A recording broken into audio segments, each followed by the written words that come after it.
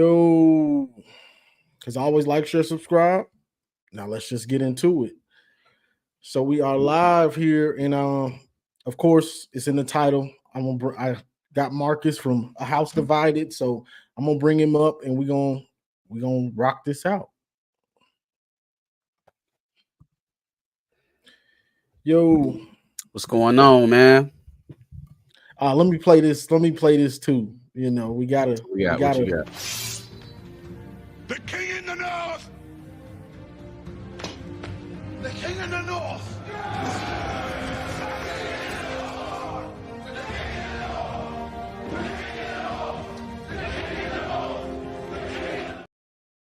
Yes, sir. Them boys.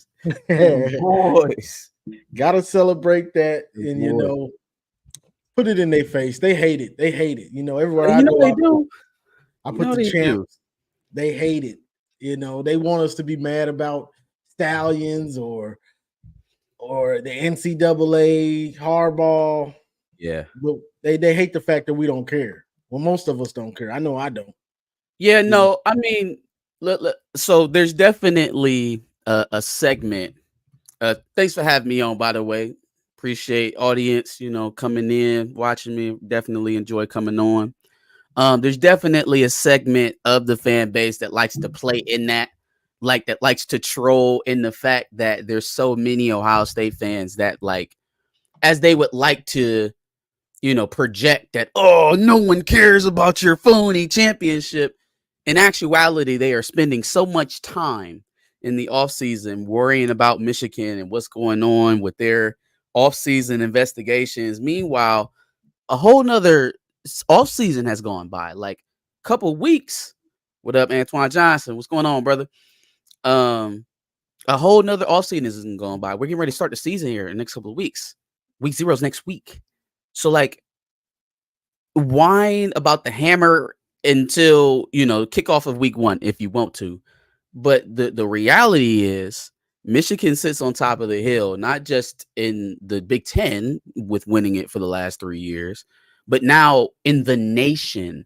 No more are we talking about, oh man, well, you're Big Ten good. Or oh, you beat up on all the small teams in the Big Ten, but you can't win the big games. How we all can win the big games? No, we won the biggest game. We won the game. We won Exactly. the game. And there's no denying it, right? Like you tried to make it about the signs, and then everything was laid out. Everybody had a clean slate. You rammed us up against two teams that you swore up and down that we couldn't beat in Alabama and Washington, right? Both of them. Even after beating Alabama, people were still picking Washington to win the national championship. It's on record. We got video of y'all. It's still there. If y'all say, yeah, I think Michael Penix said Washington too much for still making believers out of people. So this season, I think it's really hard to say this, but even more than last, it feels like it's going to be, a come to Jesus moment for people again. Again, fool me once, shame on you. Fool me twice, shame on me. Who is it if you fool me 3 years in a row? Like nobody expected 2021, I guess. Nobody would have picked Michigan to go. What would they go end up 12-2 or 12-2? 12 and Yeah, 2. they ended up with 2 losses. 12-2. Nobody really picked them to go to the playoffs. All right. Then 22. It's like, all right, well, let's see. Ohio State should get back, right? Nope. All right, 23. Now, all right, now you really got to get it back. They done won 2 in a row. Nope. But it's still hard for people to get on track. See, it wasn't hard for people to see it when they were kicking our brains in year after year, right? Yeah, It was yeah. easy to understand. Oh man, well, I guess Ohio State's king. It is what it is. I guess we're picking Ohio State this year, but they're a little bit slower to the blue curve for some reason. We'll have to catch them up. Yeah, I'm about to bring you up in a second, Juju. But yeah, everybody's because and I get it to an extent because Ohio State had been dominating us for so long. For sure. So everybody, their fans, the media, everybody expected, okay, is this really happening? Okay, they got 1. They got 2. They beat them 3 times. All right. Well, that was just a certain class. Harbaugh's gone, so they should be back. Man, the super senior myth. What's the like they talking about Trente Jones? Is that the super senior that helped us beat Ohio State? No disrespect to Trente Jones. I think he should have been starting at left tackle at the beginning of the year, and we probably would have had something running the ball earlier in the year. But is that the Mike Barrett? Much respect to Mike Barrett. I love Mike Barrett, but is that the sauce to the secret ingredient to the sauce that just got us over the top at Ohio State? Like, again, no disrespect to those players, but those are, depth pieces. They are guys that are filling their roles adequately, right? Yeah. That's not Will Johnson. That's not Mason Graham. That's not Kenneth Grant. That's not Rod Moore, Makari Page. Makari Page's senior year is this year. So like the super senior stuff has always really gotten to me because I was like, what y'all talking about? Quentin Johnson? Quentin Johnson even got a piece of y'all in the game, but Quentin Johnson was our third safety. Everything's exaggerated with them. Yeah, they exaggerated. And then they kind of twisted to make it so like having depth is a bad thing.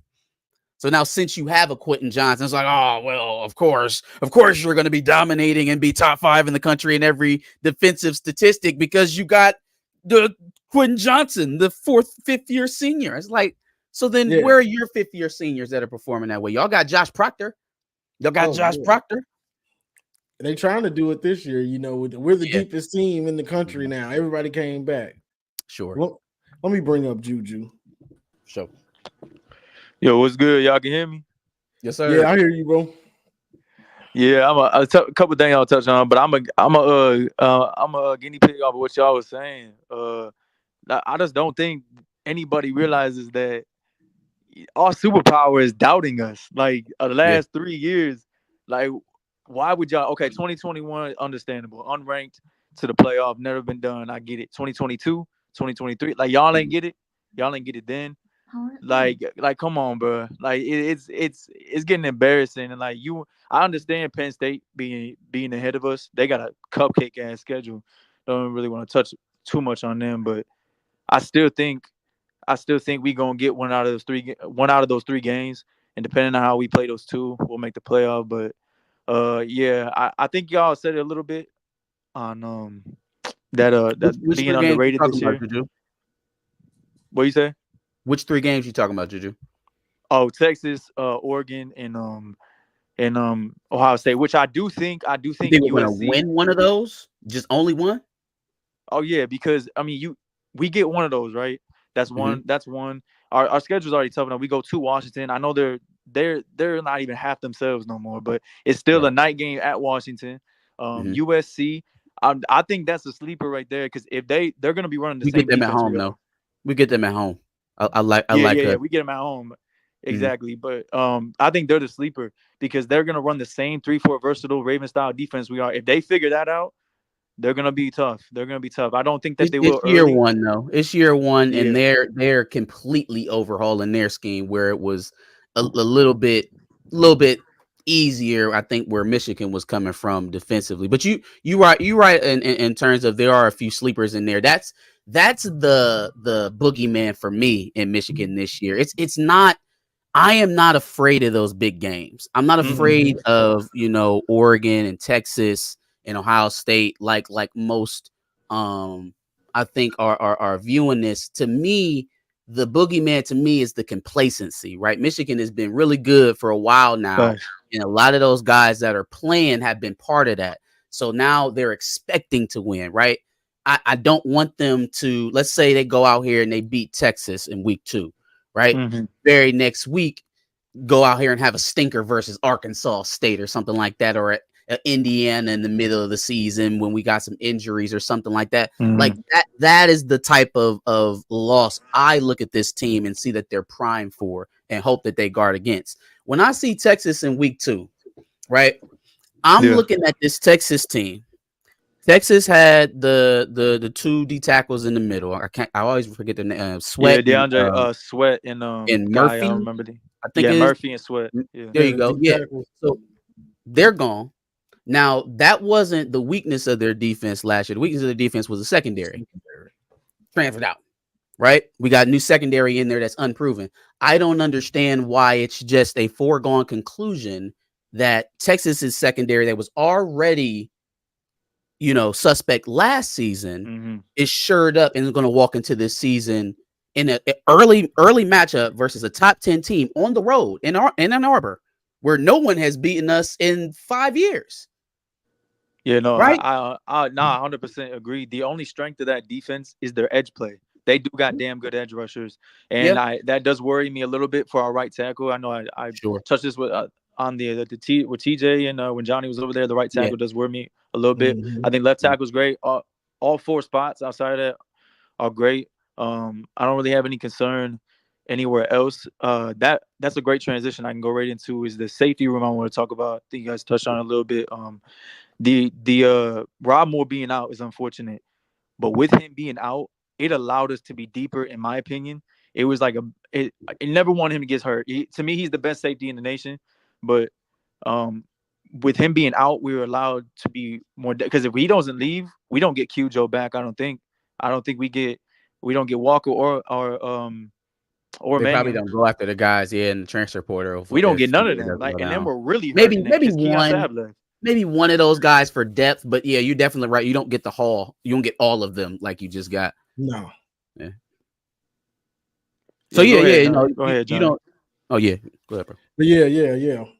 With Rod Moore, and it played out so funny because Rod Moore came back, and then Keon Sabb goes to Bama, which I think was because Rod Moore came back and McCarty came back.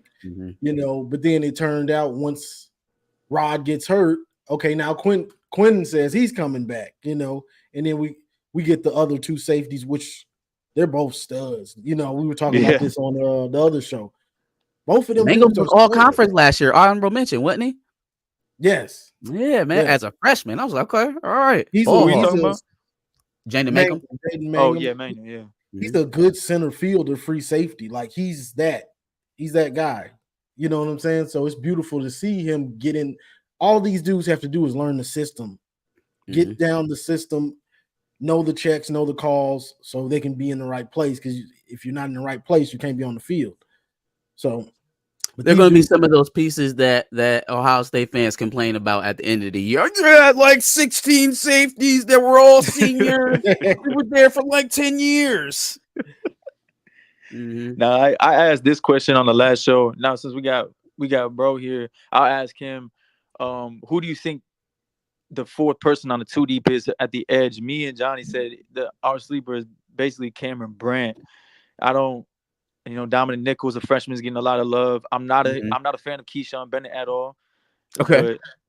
Who do you see stepping up? Just kind of been buried on the depth chart. It seems like he hasn't really poked out. Pause. But in terms of who else could come out there? I think Dominic Nichols obviously has been getting a lot of mention. If they still plan on bouncing Eno Etta back and forth between 3 tech and edge, I think he's locked in at DT. He's 310 right now. So the thing about it is he came into school at like 290. He was flirting with 300 pounds when he came into his first camp.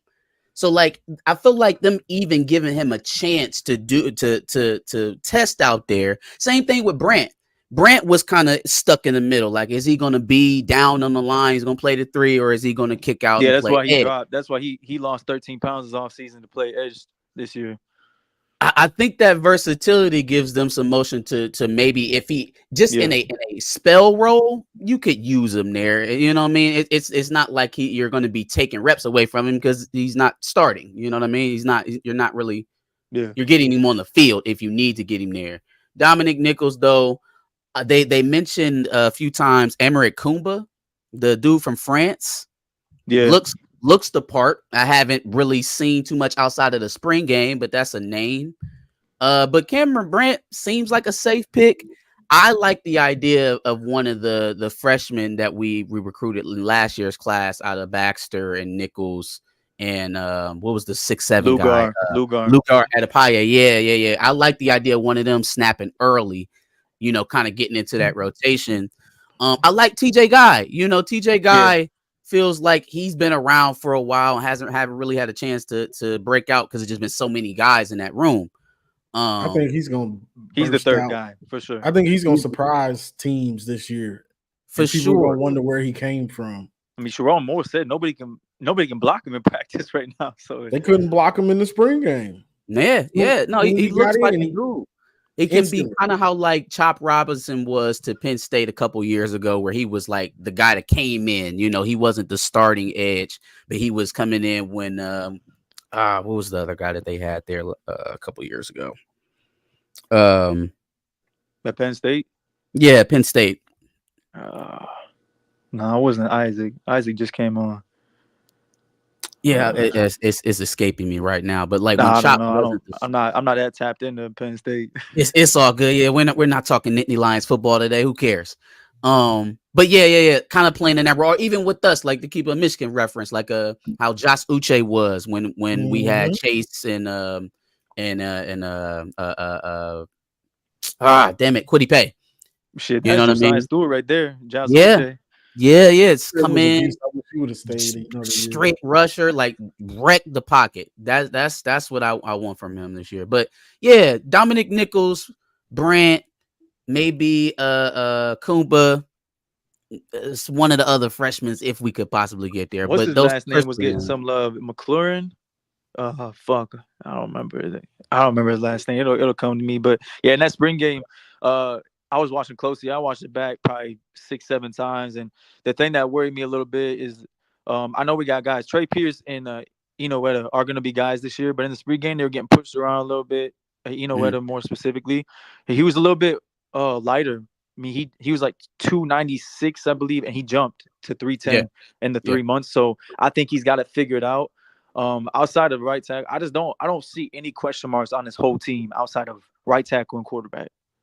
So right tackle, I think here's how I look at it, right? So we trust Sherrod Moore. Of course we trust Sherrod Moore, right? He's turned his offensive line around, made it best in the country. Sherrod Moore has had Jeff Percy in his program for 4 years, right? Handed it off to Grant Newsome or this year, but for the last 4 years of Jeff Percy's maturation of a player has been under Sherrod Moore's program. Shouldn't he be at least as good as a highly rated guy like Andrew Gentry in his 4th year? Seeing as how Gentry took 2 years off and is just now getting in the swing of playing college football, shouldn't he be at least? So like it really didn't spark my interest at all to hear that him and Percy was battling.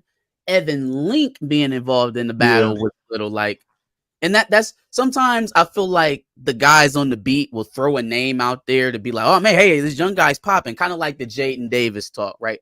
I love that Jaden Davis is getting mentioning, but it doesn't matter. He's not going to play, and I don't want him to play because I don't want him to burn this year if he don't have to. Yeah, the only one that matters to me right now is Jordan Marshall. I think he's going to get. Jordan Marshall's probably going to play. He's probably going to get some burn. I don't know if he'll completely burn the red shirt just because you got Mullins in front of you. Donovan Edwards is going to get the ball 25 times, whether that's catching it, running it a game. I don't know how much, especially with the running clock still this year, how much extra, handoff he's going to do if there's not we didn't use Mullins a lot last year. Like, how much are we going to use our RB3? I mean, you just don't know. Right. If you're getting down to your 3rd running back, you're either up, like you're up a lot, or there's been an injury for some reason, or you need to spell a guy, you need to get him healthy. So he can maybe get some carries late in the season. I can see that. Only time you really want to do that or you see it is when they're all similar. Like you see Georgia do that because all those dudes seem to be similar and they all look the same almost. They bring in 2-3 backs, and they're all getting similar amount of carries. But last year, Blake was just so much better than everybody. Like Mullins was steady Eddie, but Blake. The offensive line wasn't great most of the season. Hell no. We had 4 guards playing on the offensive line. Exactly. They pigeonholed Barnhart into the starting lineup last year. I feel like in Sherrod Moore's head, he's like, okay, Barnhart is one of my best 5. The problem is he plays guard. Yeah. My guards are Zinter and Keegan. I can't get around not having. I can't take one. Man. It's not even an option. So where else can I put Barnhart for him to make an impact? Okay, I guess he can play left tackle since we don't have anybody bona fide. Since Miles is not holding it down, and we seen where that went. They should have started Trente at right. Yeah. They should have left Miles at left, and we should have got busy. They pigeonholed Barnhart into the starting lineup, and when they finally pulled him and then had to rearrange him back at guard, everything made sense again because he just wasn't a tackle. Man, that shit was a hard watch in that Penn State game. Or they was whooping his ass. Did I text you? I text Johnny that when he was getting his ass whooped. I texted him. I was like, "God damn it, Like, get Barnhart getting killed." Like, bro, when you're not even touching the edge, like, come on, bro. Listen, I mean, he was getting, but I can't blame him because he shouldn't have been out there. If we were having problems 100%. with East Carolina, then we should have known. We should have seen it then. Like, all right, we can't. I want you to play, but it just not right. Indiana too. Indiana was giving us hell at the beginning of that game. Yeah, it was whooping them because they saw it. They was like, okay, well, this guy's not a tackle. He belongs inside. We're going to hard rush this outside. We're going to send our best guys. Maryland was doing that.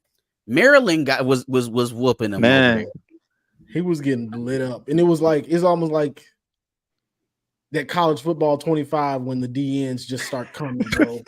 Like, are you even trying to block these dudes? Or what? 6-1 max protect was still getting blown up. Like, bro, man, exactly. And that's but exactly I don't think they have that many.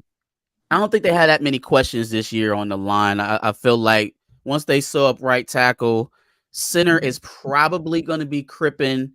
I feel for Raheem Henderson because I feel like for the last 3 years he's a like dog. But I think it's going to be Crippen, then Anderson there, Preeb and El Hadi, Miles Hinton.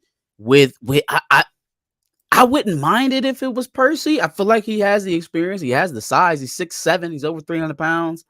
But if Gentry takes it and he's the better guy, then let him run with it. You know, I'm not so mad at the prospect of it being either one of them. The Evan Link thing threw me all the way off because that was the first time I really heard from Evan Link since he started camp or like started. Yeah, I didn't know how to feel about that either. But I mean, iron sharpens iron. But I mean, that'll bring me to my last topic then with the quarterback.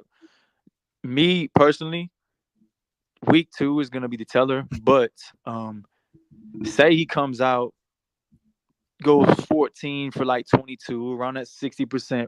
You know, that 60% mark. You know, 150 to 180. If we get that on a consistent basis, do you feel like this team, I'll get for both of y'all, do you feel like this team begins to shift to like, hey, we can make a run in this playoffs? Go first, Johnny. Oh yeah, if he's killing it or being consistent on the air and ground, which if he's giving you almost 400, that's killing it. You know, if he's giving you 350, 400, whether it's on the ground or the air, that's a lot of production. You know what I mean? Especially on the ground, all those first downs you're gonna be picking up. So yeah, I think that's that's the thing. I think their mindset is that already pretty much. You know, because we're not gonna know when a starter is picked. They're not gonna tell us. You know what I'm saying? They don't. They not. Yeah, they don't want Texas to know. They don't want Sark and them to have anything at all to go off of. I think the team's mindset, especially the defense, that defense is locked and loaded. Like we about to win the championship by ourselves. The way they talking, like them dudes is like, well, just don't mess it up. Like, come on, don't fuck up. We gonna get us there. You know, so the offense, all those dudes seem confident. When you hear them talk, at least, you know, and I think they do have, I think there's a silent confidence that Orgy is giving these guys. That's just my opinion. I don't know this for a fact. I think he's giving them a silent confidence because they see what this dude is doing. No, I agree 100%. He gets in the game what do we see him? 5-6 plays in the big games. Makes a play every time. Every time. Every big game. Every time. He getting 20. Only time he wouldn't is when they ran the same play again and he didn't give it when he should have. You know what I'm saying? Besides that, it's like, man, this dude is ridiculous. So I think he's giving everybody a confidence. And then the fact that the team is loaded, Donovan, Mullins. Pick the third back, whether it's Jordan Marshall, whether it's Ben Hall. Pick the third back. Tight end, you got Loveland. He's basically Brock Bowers for this year. So whether you want him tight end, you want him split him out, please. Whichever one they are. They plan to. Exactly. They plan to. Yeah. Plus, you got Klein, who's a freak of nature. Yeah.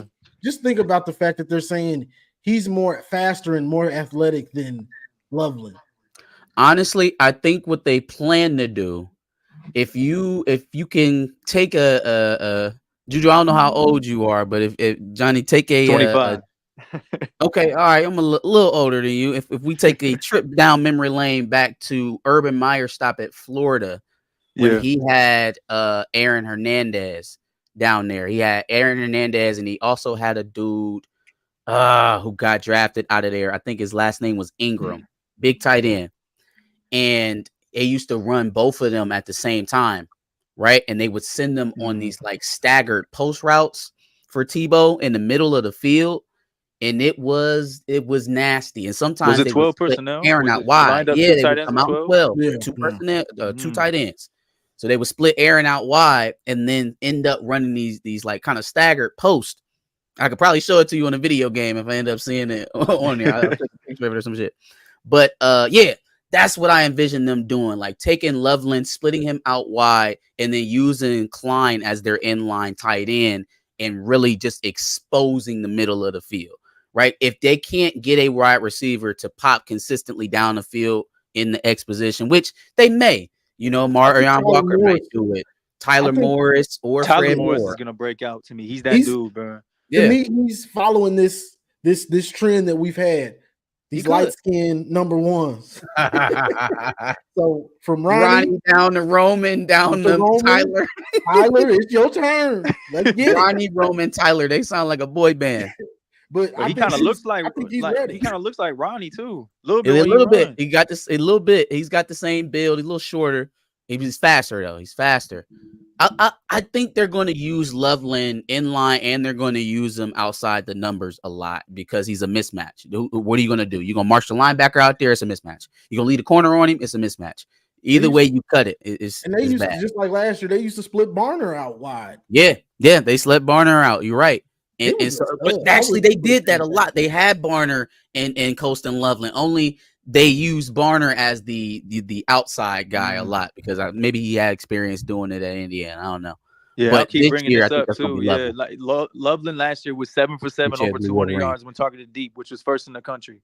I mean, we need to use him. If we split out Loveland, if we put Dono in the slot, and we have Morris on the other side. Come on, bro. Like, we got weapons. I expect Kirk Campbell to.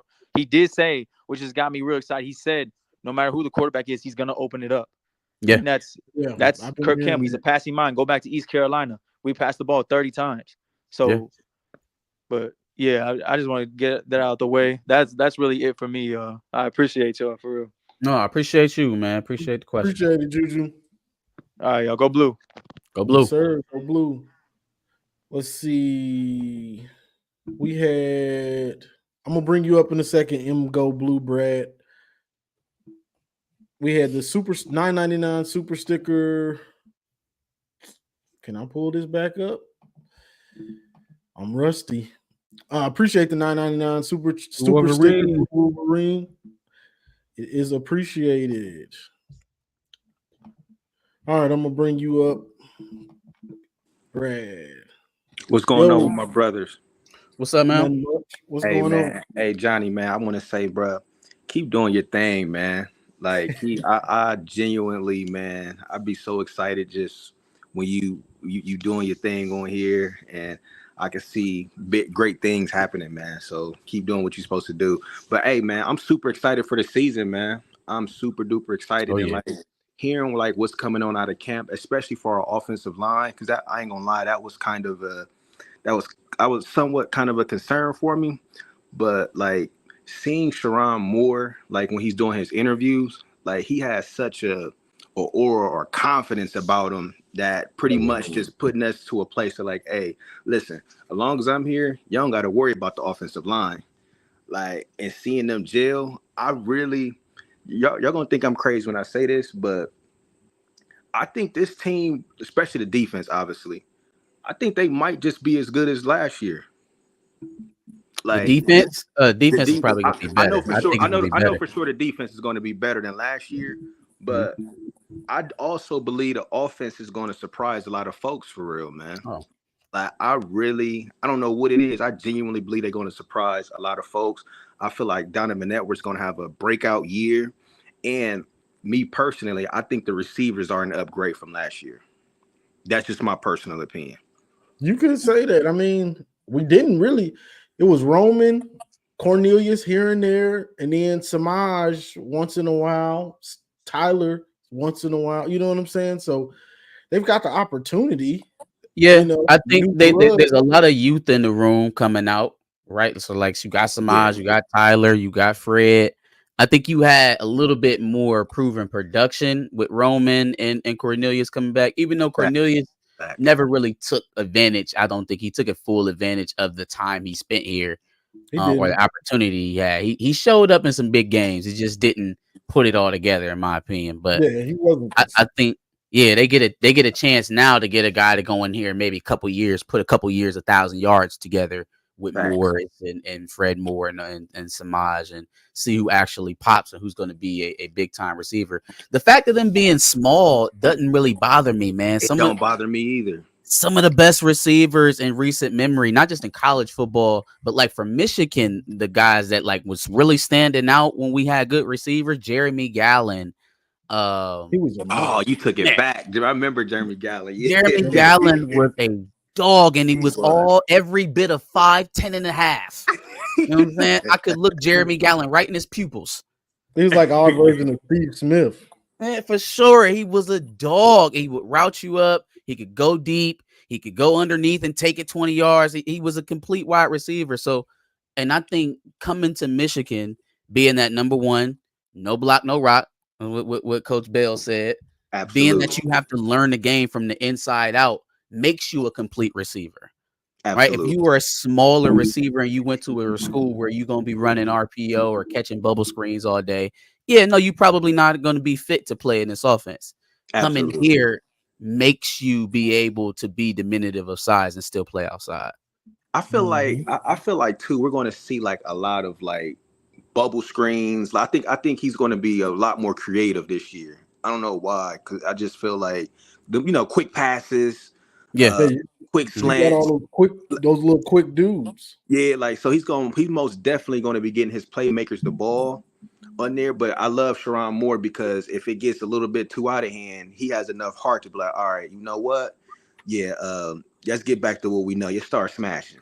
Well, so the DNA of the football team is going to be, run control, eat clock, and then deep play action. So what they'll probably end up doing to accommodate some of that, spreading this ball around will be, well, instead of giving us 20 duos, we're going to spend some of them duos on some RPOs, right? And that'll still be part of the run control because that's what it ends up being for other teams anyways. When they do that, it ends up being a compliment for what they don't have in the running game usually if they do it so much. So that I think that they end up spending a little bit of the power game, a little bit of the duo on some RPO plays to get it to the wide receivers to kind of compensate. I think that's what they plan to do, but it's still going to be deep play action shots. It's still going to be efficient passing. You still gonna have to hit those shots when you have those opportunities. And as long as they do, it ain't gonna matter whether you're 5'8" or 6'8", 6.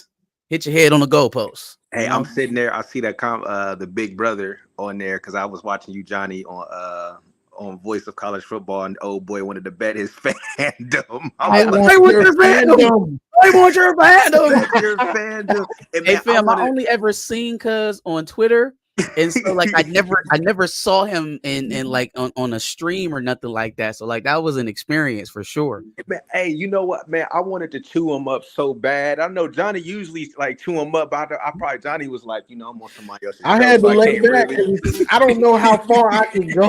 You know how I ain't in my own house. So I don't know how far I can go. Hey. 'Cause I be wanting to go off the rails. Johnny, Johnny, you representing for us all of us Michigan fans. So we be depending on you. We ride your coattail because you for real though, because you represent us. You get what I'm saying? So I'm like, I know Johnny, but then I had to sit there and think about it once again. He's not on his own show, so he couldn't really go in like how he wanted to. Like because when I start getting started, I look at their faces and I'm like, I'm not sure if they gonna want me to just go off like this. Because I'm sitting there, I wanted to go in so bad because I'm like, dude, y'all going so crazy about Will Howard. How y'all seem like his completion rates compared to that's Kyle what I McCord. wanted them to get into. I wanted them to start talking about his stats. I wanted y'all to be like, okay, well, what makes you think he gonna be so much better than Alex Orji when your boy been flirting with 60% since he been playing at Kansas State? These Ohio State fans are so delusional. I hear because I'm in Columbus, Ohio right now. So for sure. Go blue. Yes, sir. You feel me? Go blue, yes, sir. They thinking this. I didn't heard people say he's gonna win the Heisman. I said, oh my god. On the oh man, what was that? It was on the Locked On Buckeyes channel, and I commented on it too. I'm like, so you really think, right? I'm looking at it from this standpoint. Kyle McCord, as much as they hate this man, I cannot really quantify how much they actually have boiled down to their season to, oh, well, Kyle McCord sucked. If Kyle McCord didn't suck, we would have beat y'all. Right. And that's it. That's it. Literally. You know what I'm saying? That's how they boil it up. But they're so delusional, man, to where and then I also have a question about this because they don't really talk about this a lot. Like, because I watch all like Buckeye Scoop, all of the mess they be talking. Like their offensive line. Don't do that to your brain, brother.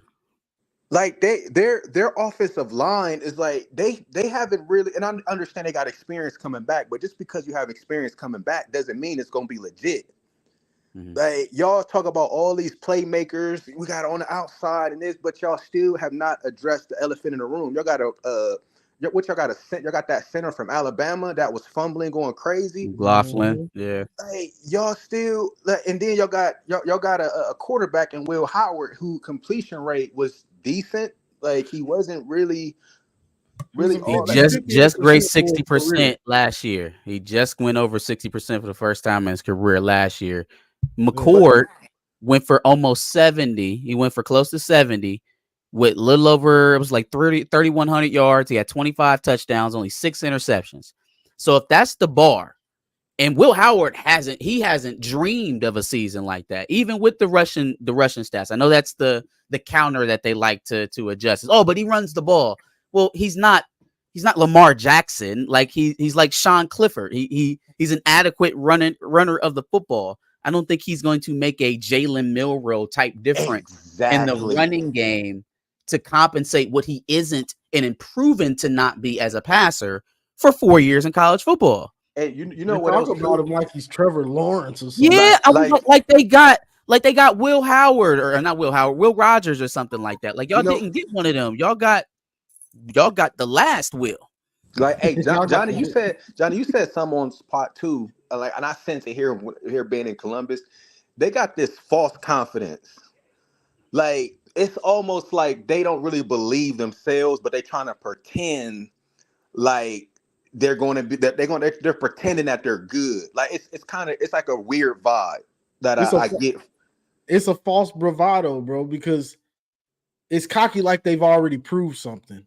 Literally, but it's like you haven't proved anything.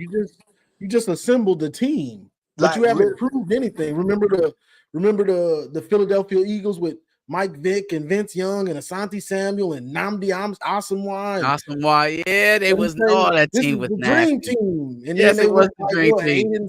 8-5 Vince Young was the backup quarterback. You know what I'm saying? The backup. Yeah, Vince was the backup quarterback. You still have to line up and play. You still have to line up and play Michigan. If you get in the playoff, you're probably gonna have to play Georgia and all these other good teams. Yeah. You ain't proved nothing yet. You have not proved nothing at all. Like the trophy is already on its way to Columbus. Okay. And then and then me personally too, and I'm gonna let you guys go. Like I love too that the position that they have Michigan in right now. I love being just slept on. I Oh, yeah. love like Bring it back. everybody just looking at like in the media, like everybody just counting this out. I absolutely love it. It's actually funny for real, for real. I'm like, man, okay.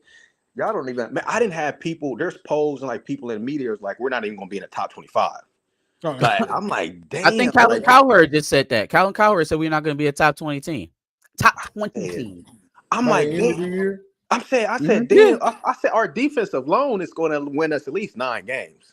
I'm like, where are these other games that were like y'all got us losing to Rutgers or something? Like y'all got us like that's what that well in my mind that's like the one. I got us going 11-1 it going into the playoff, winning in the Big Ten, getting the first round bye. That's where I got us at.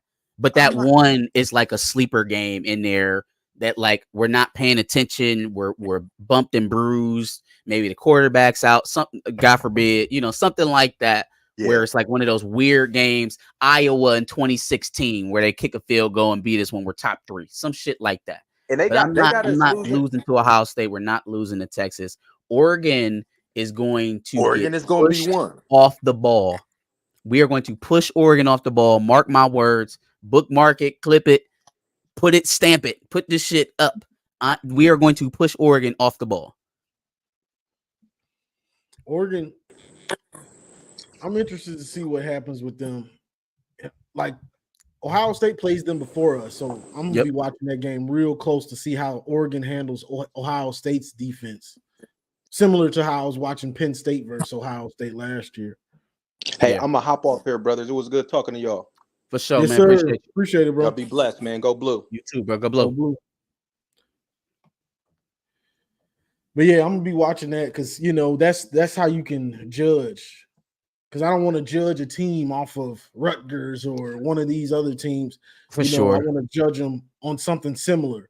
Ohio State doesn't run the same defense as us, but it's a good, fundamentally sound defense now. It is, and Ohio State is going to run the ball more this year with Juggins and Henderson than they did last year.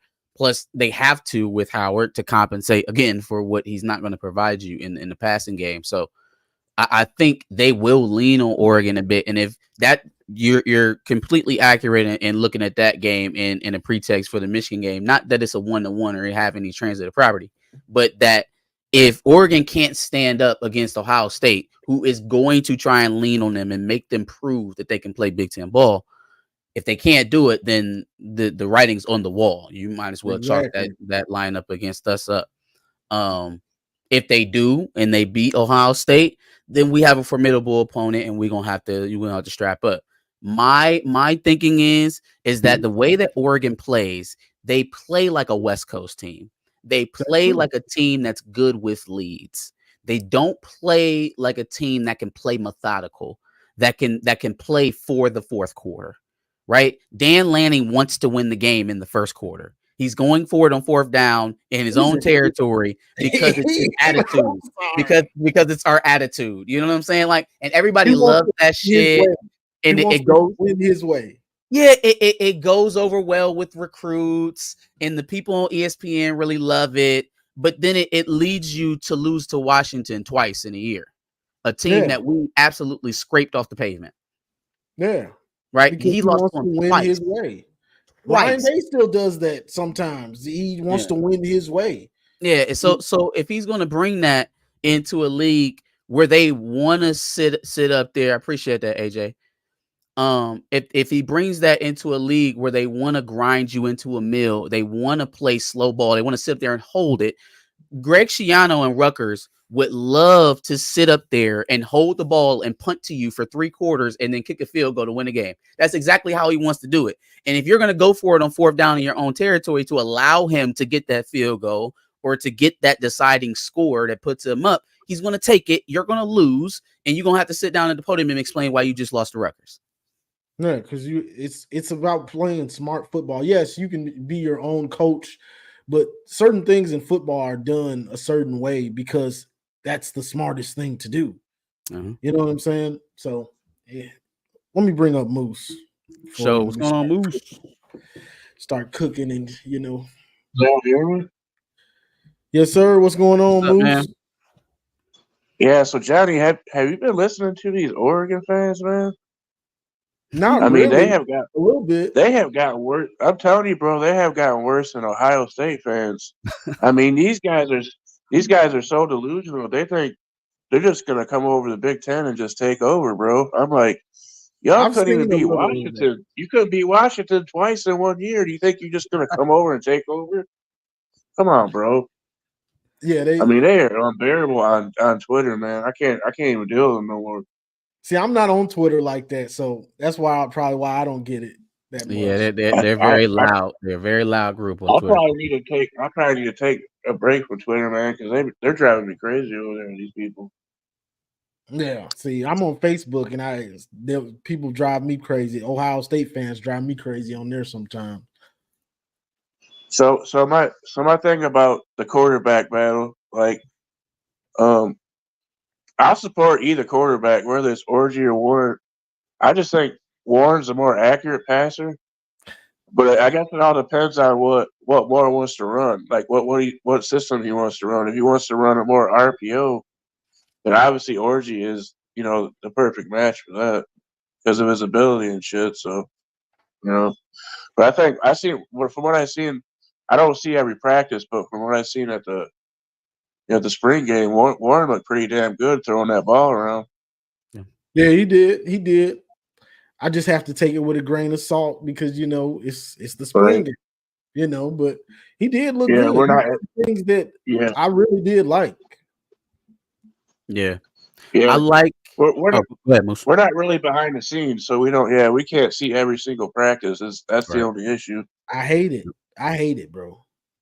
Right. I want to know. I'm sorry. I want to know what's going on. I am encouraged by the fact that they said that Orgy is continuing to kind of stand out from the pack because I feel like spring and fall camp kind of favor themselves toward the more disciplined pocket passer, which may not be your starter, but he looks better in practice, and that kind of got us hung up with Cade McNamara with him in that battle with JJ for those 2 years because it was like, well, Cade performs in practice. He does the right things. He does what we ask him to do, where JJ is sporadic. Yet we know that JJ has the higher talent ceiling, right? We know that like not even close. he can do it. We know he can do it. We just got to get him to be consistent. Did you all hear anything from the Iowa camp over there? They're saying there's no guarantee that Cade's going to be QB1. Yikes! I mean, they're saying that other dude is fighting him hard for the QB1, and he's saying he might get it now. From Northwestern, yes, pushing him for the starting job. For me, that feel like it's karma. I feel like it's karma. He went on that weird media tour with the Palmer brother, the other Palmer brother, where he was like trying to dog Michigan and JJ, and it was just like, bruh, you've moved on. You got a new starting job. Iowa's committed to you as being their starter. Focus on playing. Focus on playing, dog. Like, I don't know what this trying to relive things and relitigate stuff and I should have kept my starting job. You're gone. You transferred. Keep your focus that way. It's no surprise that he really hasn't put it all together. And I'm not cheering on his injuries or the fact that he hasn't been able to stay on the field. I would never do that. But I'm saying the fact that he didn't focus on his future immediately. He was so focused on what had happened to him. It's not really surprising that things haven't gotten on track even after he's gotten healthy. He's got to be. If I'm Cade, I'm still sick. Like, bruh, that's my team that just won the championship. Like, I helped lay the foundation. Like, bruh, I'd be feeling some type of way, honestly. He could have stayed on and been a hero. He could have been a folklore hero. He could have stayed on and been a mentor. This could have been his year. Hey, Cade is a check down king, though. Hey, Cade is a check down king, so I don't know. That's a fact. Yeah. But with Orgy, most of his value is going to be shown in game, right? When you can actually try to tackle him, and that's not going to come through in a practice. So I felt like it was hard for him to really stand out in spring. But if all accounts are true from what we've been hearing on the various sites, it seems like he is even still, when he's not having that aspect in practice, still standing out, and that gives me a bolt of confidence, right? And they're not asking them for too much. Hit timely throws, keep the chains moving, Right. protect the football, and then you're going to have an extra element that puts the defense in jeopardy constantly because you're the extra man now to run the ball. Right now we have Yeah. everybody blocked, and you're the extra runner. This is money. This is gold. If you can Yeah. just keep the ball. Well, if we're running RPO with Orgy, he's not gonna have to do a lot really as far as No. passing. No. Maybe some short to medium inner routes, but And we can I still don't have think good he's gonna numbers have to go doing deep that very too. much.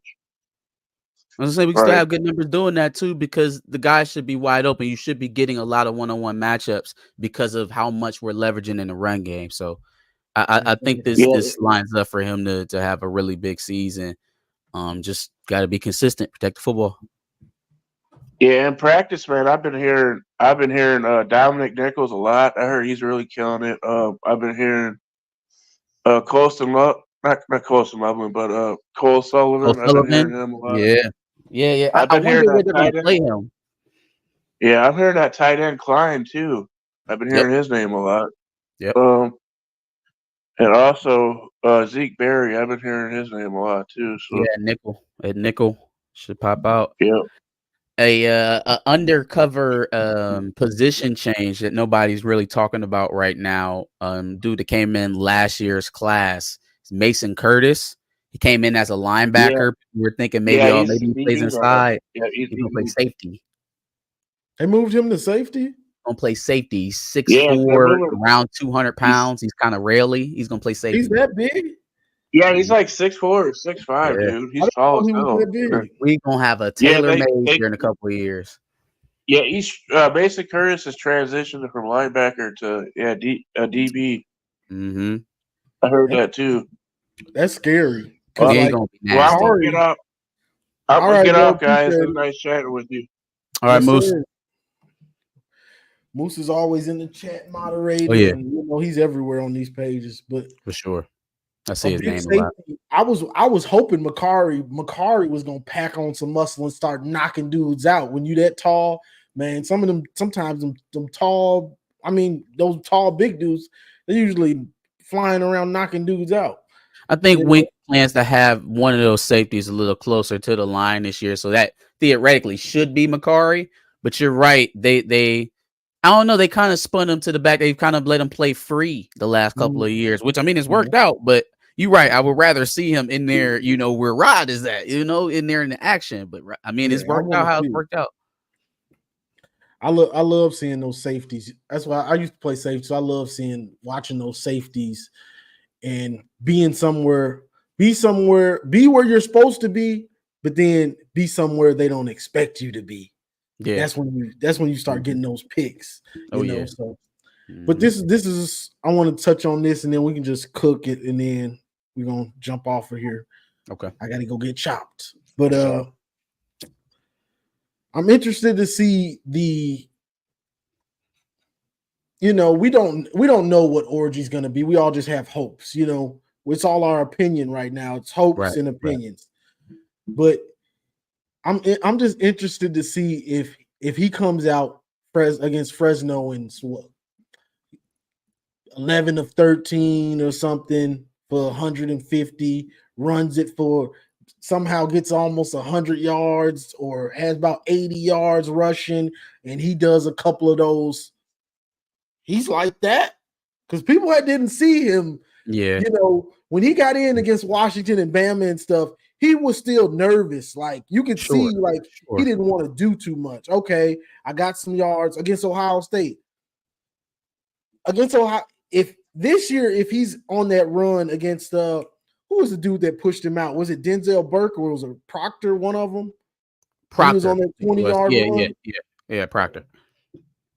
I think that was him being safe. Okay, let me just try to push him a little bit. Let me go. I got 20. Let me go out. Yeah, let me get out. Yeah. This year, I don't think he goes out. It's like, I hate it for you. I hate it. When he actually gets the chance to show that he's hard to tackle, that you're going to have to bring your lunch pail when you play Alex Orgy if he's our starter. When he gets a chance to show that, I think he's going to surprise a lot of people. Even with the expectation that he's going to be a runner, I don't think people had the correct vision of what Alex Orji is as an athlete until we see it on the field. We've got a couple glimpses, but we're really going to get a show if he ends up being the starter. But you're right. A lot of what we're doing is projection, and we don't have a lot to go off of for him or for any of the guys that are vying for the starting job. Hope it's not Tuttle, but I'm not buying Tuttle at all. I'm not buying the Tuttle action at all. I hope that he's there available in case we need him as a backup. But if he's our starter, something's gone wrong. It should be Davis Warren or it should be Alex Orji. And I'm thinking Orji's going to end up winning that out. Is again, just like we were just talking with Moose. We're not asking a lot. You keep the turnovers low. You protect the football. You hit the deep shots when they're open, and they will be open. You're going to be gravy, and you're going to have to throw the ball 27 times a game at most, 28, 30 if we're chasing. Yeah, if we're chasing the lead, maybe you get up into the 30s, but you're going to be in the mid to late 20s tossing the ball, control it, protect it. Then you're going to carry it about 10 to 12 times. We should be in heaven. By third quarter, Alex Orji should be sitting down drinking Gatorade. Exactly. And you know, I want to see him when he gets comfortable and he starts feeling himself. You know, like Jalen Milroe, the first couple games,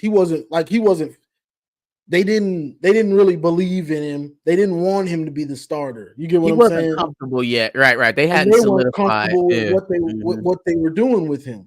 Yep. You know what I'm saying? So I'm interested to see, you know, if and when Alex gets comfortable, like what can this dude really do? They have to get him comfortable too. I think part of the problem early on with Alabama last year is that they flattened out the offense so that each quarterback had an opportunity to take the job, but they all had different skill sets. You know, you had Ty Thompson, you had Jalen Milroe, you had Buckner. All of these guys do something a little bit different. So when you just take out anything that would assist them in the playbook, they don't look great. And that's what happened with Jalen Milroe. They gave him a playbook that didn't heed his talents. And so when they committed to Jalen Milroe and they brought him back as a starter and they started running him the way that you should run a Jalen Milroe, everything else kind of opened up. Everything else kind of fit into place around that. They should start the year like that for Orji if he's going to be the starter. Even if he starts Fresno State, you start the offense like that and give him the opportunity to seize the job, because you're kind of doing yourself a disservice if you have him back there trying to be a pure pocket passer like Davis Warren. Exactly. So that's what I'm thinking about, and that's just really what I'm ready to see. You know, I think this the offseason's been so long, and there's been so much turmoil for us, whether it was good or bad. It was just a lot of turmoil, you know. So I'm just ready I'm ready for the season to start. And I'm ready because I'm not getting enough out of these practice. I'm tired of trying to figure out press conference. We're trying to put the pieces of the puzzle together to find out. Then I have to watch, you know, I'm watching Ohio State stuff, and I have to watch and hear them. They actually been to practice, guys that man, that is the only thing that I am envious about. Like you could go down to Woody Hayes and just watch practice, and growing up in Columbus, you know, playing football here, you know, we were able to visit the facility a couple times, and so, you know, even though my heart's still bleeding, you know, maize and blue, it was cool to be able to be on a college facility. And they just don't open it up like that in Ann Arbor, at least to the media for us to view from a distance. So I wish maybe over the year, Sherrone Moore and his regime will maybe loosen up the reins a little bit, give us a little bit more footage we can go off of as fandom. Because I mean, it gives you, it makes you feel closer to the team, what's going on. It gives you a closer feel into the pulse of the team when you can actually see them working and building. I understand why he may not want to, but, you know, with injuries and things of that nature and then secrets to the playbook, they may not want out at this moment. But it's been like that for a while. Yeah, a lot of people blame Harbaugh for that. Man, they've been doing that. Hoke was like that. Lloyd Carr was like that. Like they never really let you in behind into the practice field to see what's actually the little cut ups that you can, put on the internet for promo, and that's it. That's about it. Got in here too fat and gassy. I hope this ain't a troll with the nasty like on whatever that was. I'm gonna bring you up. This is probably gonna be the last caller, and then we're gonna get off of here. And Okay. Hello. Yo. No. What's up? Yeah, I fucking hate football. That's all. Get the fuck out of here. Get the fuck out of here. Talk about you hate football. Hey, fucking football. Okay. Put it in the chat. I clicked the live. At least he didn't do what they did on Well, I didn't see it because by the time I watched it, it was gone. So what? Like they clipped it. They clipped it out of there because they took it down, and then I was like, oh, what did somebody do? What? I mean, you can tell me off. Nasty dudes taking a crap type stuff. Man, what? On the stream? It was like some type of video or something. It was wild. Damn. What the fuck? It was wild, bro. And what when the hell? I seen his name, crazy. I was like, God, too fat and gassy. This is probably some weird stuff. Wow. Okay. Well, I'm glad it wasn't that. Yeah, glad he just said he hated football. I understand. He's probably a Buckeye fan. I would hate football too. But yeah, he trying to get back in. Bro, get out of here. Nah, bro. You had your chance. See, you was like, I hate football. So I instantly get the fuck out of here. I Wrong giving show. you no chance. What was your record prediction, Johnny? What are you guys going this season? I'm thinking about 10-2. That's what I'm thinking. If I was to go higher, if I was to go best case scenario, I think we can run the table. Honestly, I think so too. Man. I think that's the ceiling. The floor is probably 10-2. I'm gonna put us in the middle at 11-1. That's where I'm exactly. I'm 11-1. I'd say 10-2. You got a lot of new starters, which can lead to some inconsistencies, even with that defense, even with the defense being that good. So that's what worries me about the middle of the year. There's a lot of like tough teams that we should beat, that it's going to be hard to beat in the middle of the year with new starters. And so that's what worries me kind of about the grind of the season.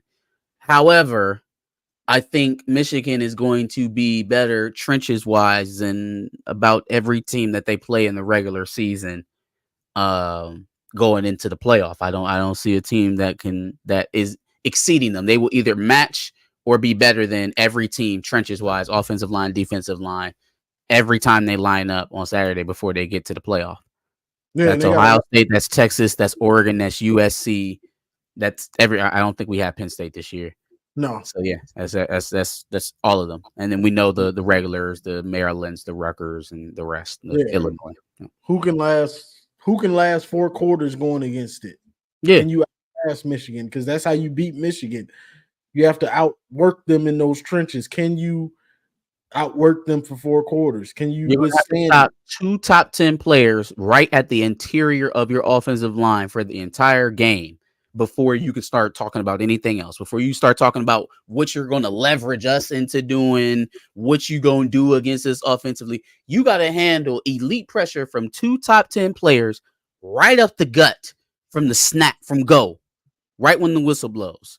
Deal with that, and then the rest comes. That's the jeopardy Michigan is going to put every team they play in this year, and I feel like that's going to bode them well. There aren't too many teams that have that advantage. There will be a few, but Michigan is one of those few. Michigan, Georgia, probably Alabama. Alabama has the roster for something like that. Oregon's got to show me. Oregon has to show me. Ohio State has to show me, because they've had talented rosters in the past. As much as we want to say that this is the best roster they've had in years, I mean, they've had better rosters over the last 3 or 4 years. Offensively, defensively, I think this is the best version of them. but offensively, they've had far better offenses under CJ Stroud. So I prove it. I'm in prove it mode for Oregon. I'm in prove it mode for the Buckeyes. Yeah, Everybody else should be food. exactly. You know, that's what I'm thinking too. You got to prove it. You know, Oregon they never want, won the pack, Antoine. Not they what nothing. They never won it.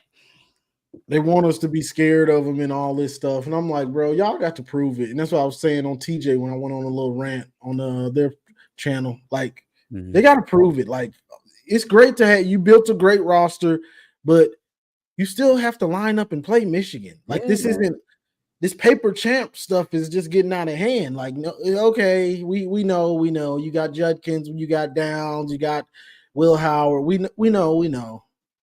We'll see you in Yeah. November. Like, Yeah. we're gonna find just out. prove it. We do this every year. We come back to this place. Okay, who's gonna win the Big Ten? Oh, not Michigan. All right, cool. Here we go. Let's line it up in November and let's see. Let's just do it.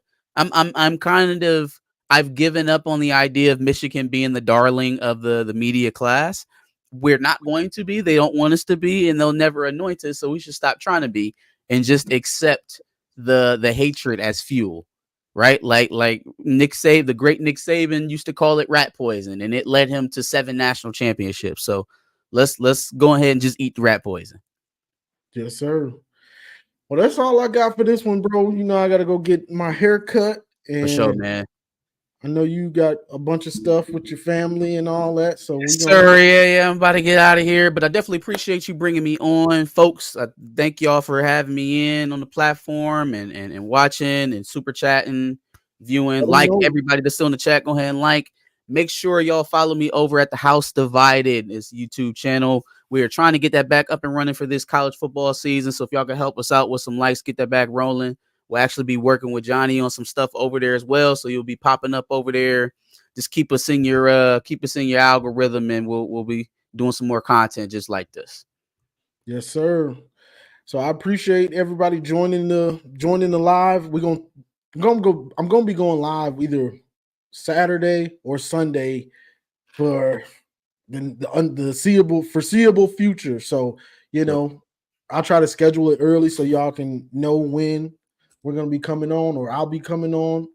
And I'll try to get Marcus on, but he's got something going on with his channel, and it should be dope for the Big Ten in general. You know, have different opinions and, you know, something that's not really going on. So look forward to that. Don't forget to subscribe to the House Divided channel because it's going to be turning up. So that's all I got for this one, y'all. You got anything else, bro? That's it, man. I appreciate you bringing me in. Yes, sir. So like, share, subscribe, y'all. And as always, go blue. Go blue.